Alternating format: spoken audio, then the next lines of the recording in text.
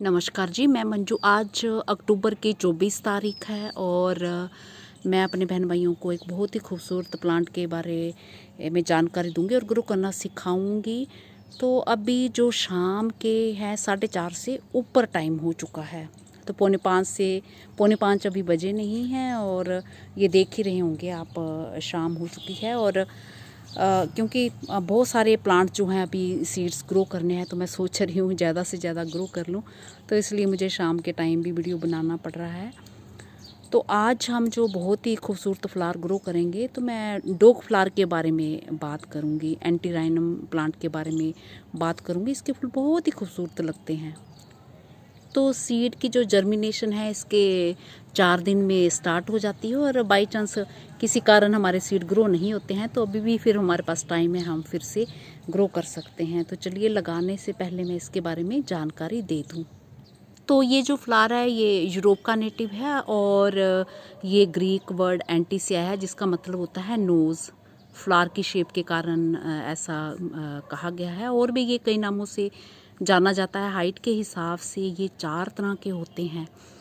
लंबे जो करीब 3 से 4 फीट तक के होते हैं, फिर बीच में मध्यम जो हाइट के होते हैं वो 2 से 2.5 फीट के, और ड्वार्फ जो 1 से 1.5 फीट तक के होते हैं, और लास्ट में मिनिएचर जो लगभग 1/2 फुट तक के होते हैं। तो मिनिएचर भी मेरे पास थे, जैसे डबल शेड में थे, तो लास्ट ईयर जो गिलहरियों ने वो उसके बीज छोड़े ही नहीं, सब खा डाले और बचे ही नहीं।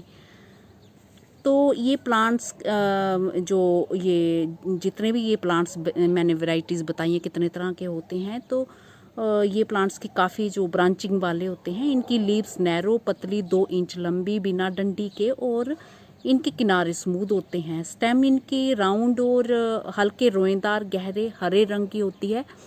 स्टेम और ब्रांचेस के एंड में बिल्कुल सीधे खड़े फ्लावर्स लगते हैं। तो आपने देखे होंगे लगे हुए किस तरह से होते हैं। तो ये बहुत ही खूबसूरत फ्लावर्स होते हैं।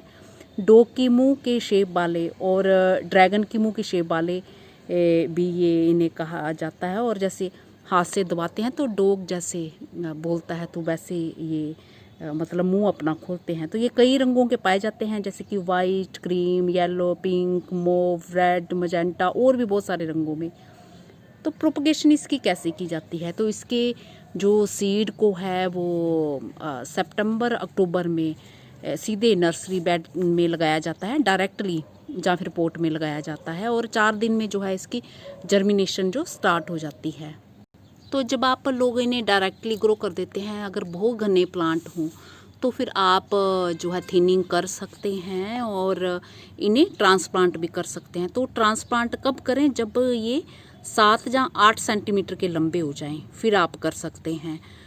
और जब सीड ग्रो करते हैं, तो मैं तो ऐसे सीधे सीड लगाती हूँ। तो आप अभी मुझे देख सकते हैं लगाते हुए, जब पुराने वीडियो देखे होंगे। और कई लोग जो हैं बारीक जैसे सीड होने के कारण उसमें थोड़ा सा सैंड मिला लेते हैं, ताकि सारे बराबर एक जैसे सीड उसके स्प्रिंकल हों।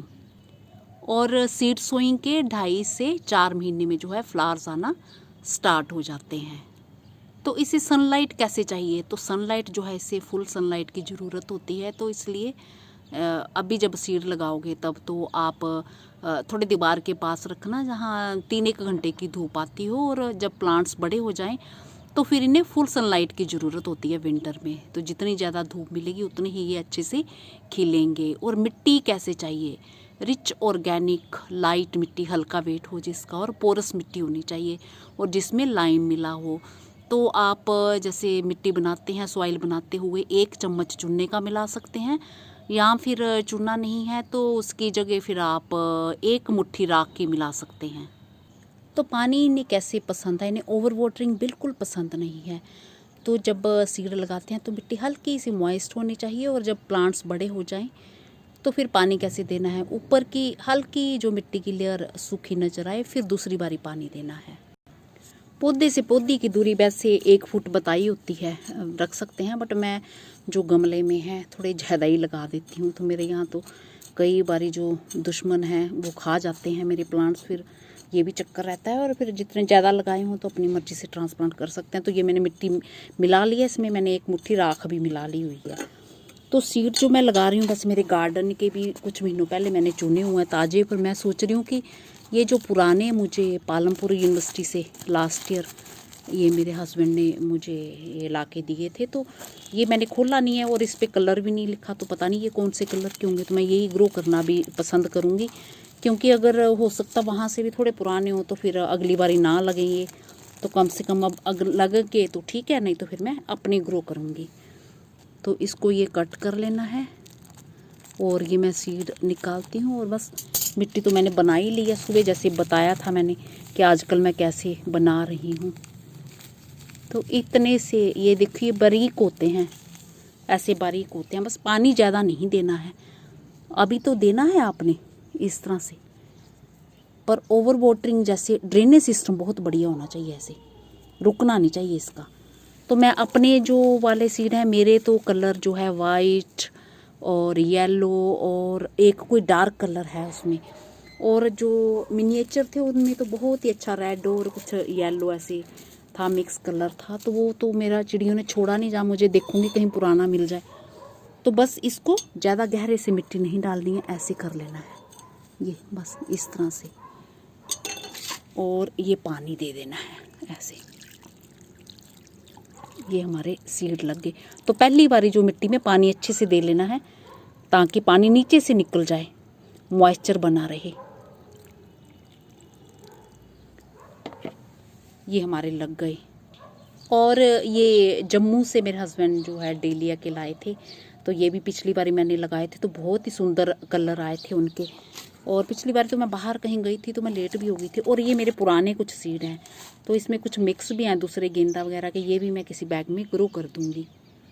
तो अगर मुझे टाइम मिला तो फिर मैं बाद में वीडियो बना दूँगी, जहाँ फिर मेरा आप पुराना वीडियो देख सकते हैं। तो ये मैंने इस पर टैग लगा दिया है और सुबह का मैंने सारा काम समेट लिया है, कुछ और भी कर दिया है। तो ये एक आटे वाले बैग में नीचे मैंने ये पर्सलिन की कटिंग भर के ऊपर थोड़ी मिट्टी डाली है। मैं इस पर कई बार लगाती हूँ इनमें। तो इनमें जो ये मिक्स वाले सीड हैं, वैसे डेलिया के ज़्यादा हैं, बाकी मैं निकाल लूँगी अगर निकल आए तो ये ऐसे स्प्रिंकल करके बस ऐसे मिट्टी में और पानी दे देना है इस तरह से। तो क्योंकि बहुत ढेर सारे सीड्स लगाने वाले हैं, और बस इसी तरह से ये पानी दे देना है, इसमें पूरी मिट्टी गिल्ली कर देनी है।